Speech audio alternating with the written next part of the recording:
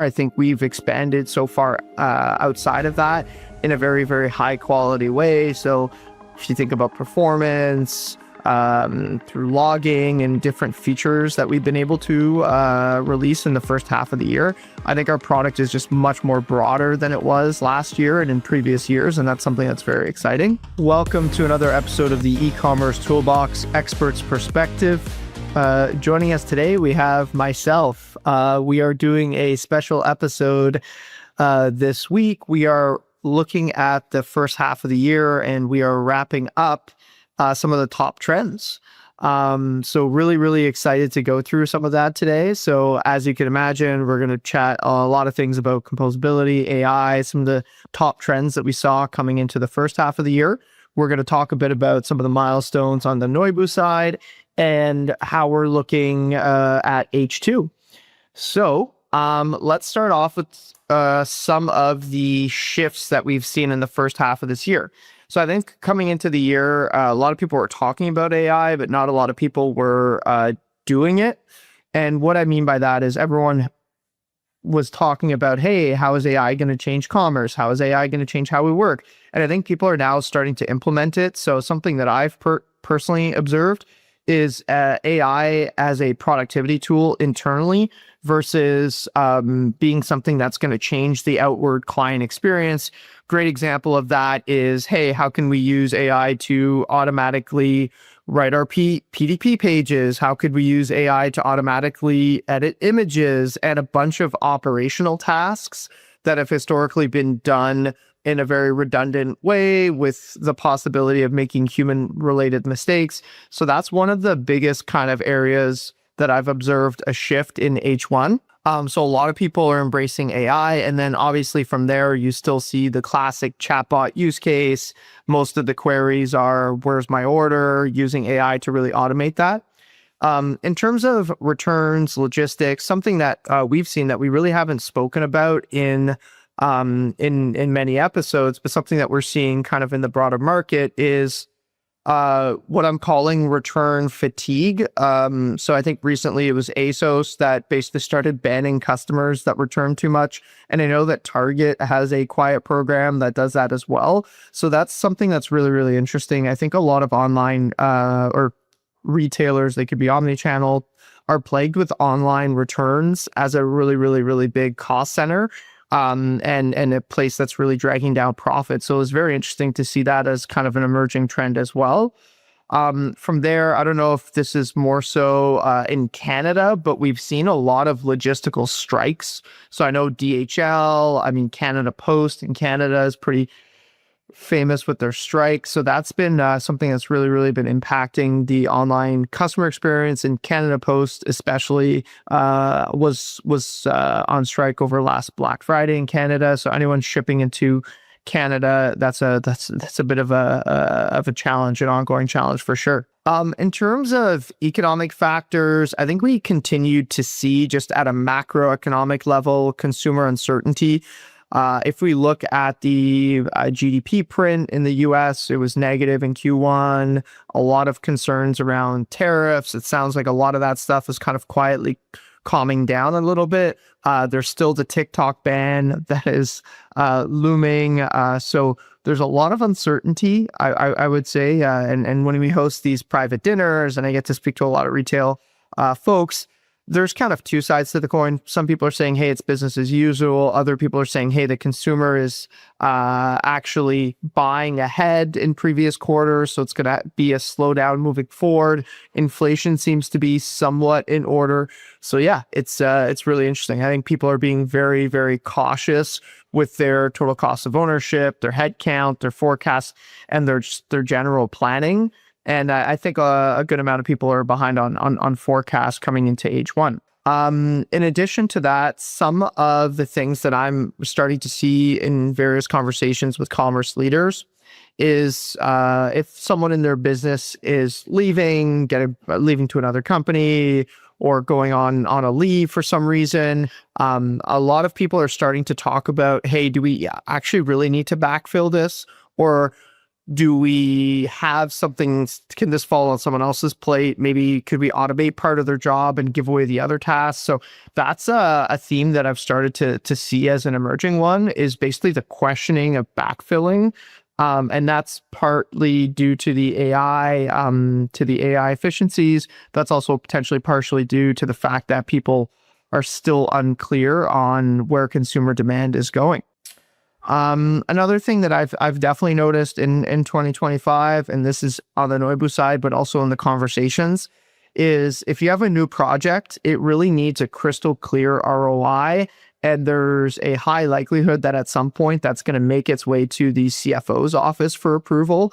So really, the ability to build a rock solid business case and actually attribute whether it's the software or the services that you're providing is something that has been really, really, really critical, because everything is being measured and everything is being put under the lens of how is this increasing revenue, decreasing costs, or driving profitability.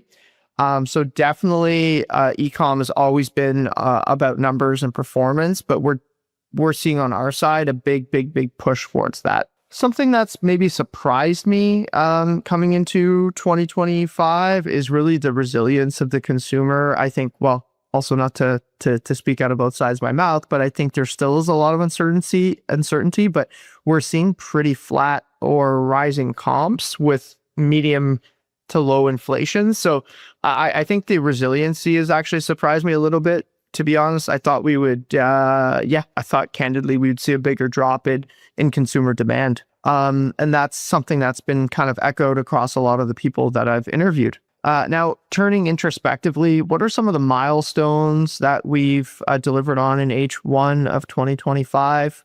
Well, I think high level, we've really zoned in on our product vision and understanding how our product is going to actually drive revenue in other areas of the website. I think historically people have thought of us as a best in breed error monitoring software. And I just don't think that's just true anymore. I think we've expanded so far outside of that in a very, very high quality way. So if you think about performance, through logging and different features that we've been able to release in the first half of the year, I think our product is just much more broader than it was last year and in previous years. And that's something that's very exciting.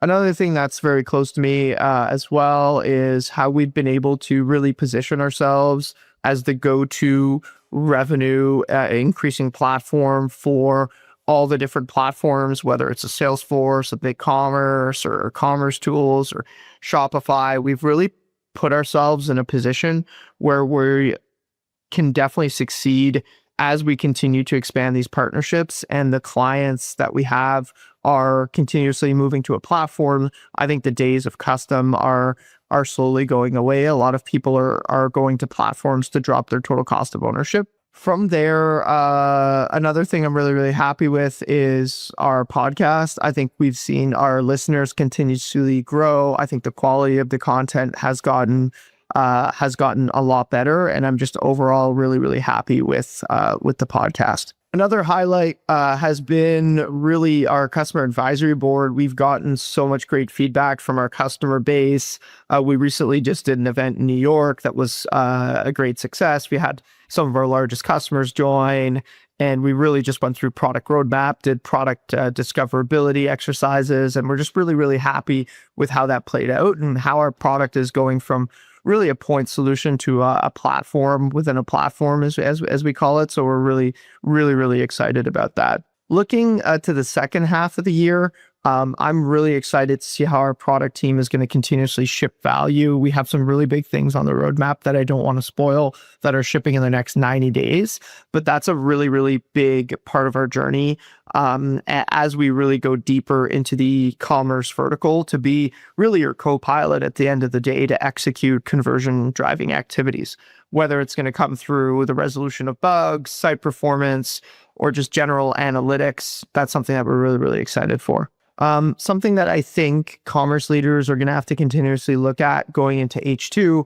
I'm curious, as more people start to discover through, instead of traditional search engines, through LLMs, how are retailers going to adapt their SEO strategy to that. I don't even know what to call it, if it's SEO anymore, but if you're looking for a pair of pants or a pair of shoes, like how are you going to be the shoes or the shirt that gets indexed through the LLM is something that is still really interesting to us.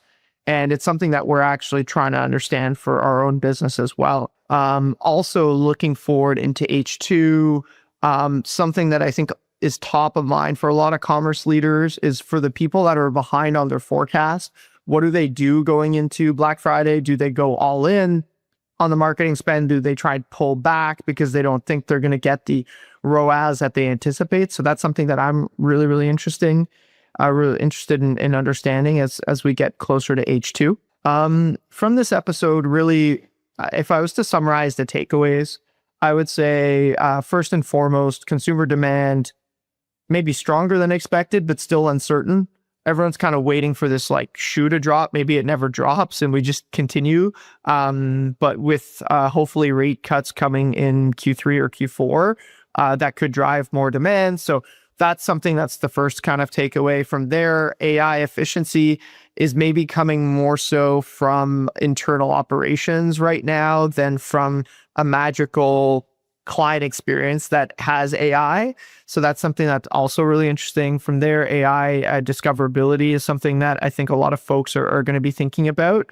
And really, at the end of the day, it's about hitting your forecast, making your numbers. So yeah, we're always open to feedback. So please, you can email me directly if you ever have any questions, comments for the listeners. Always like to engage. My email is just kailin@noibu.com. So for anyone listening, if you have any questions, comments, or suggestions, always looking forward to listen to it. And thanks for now.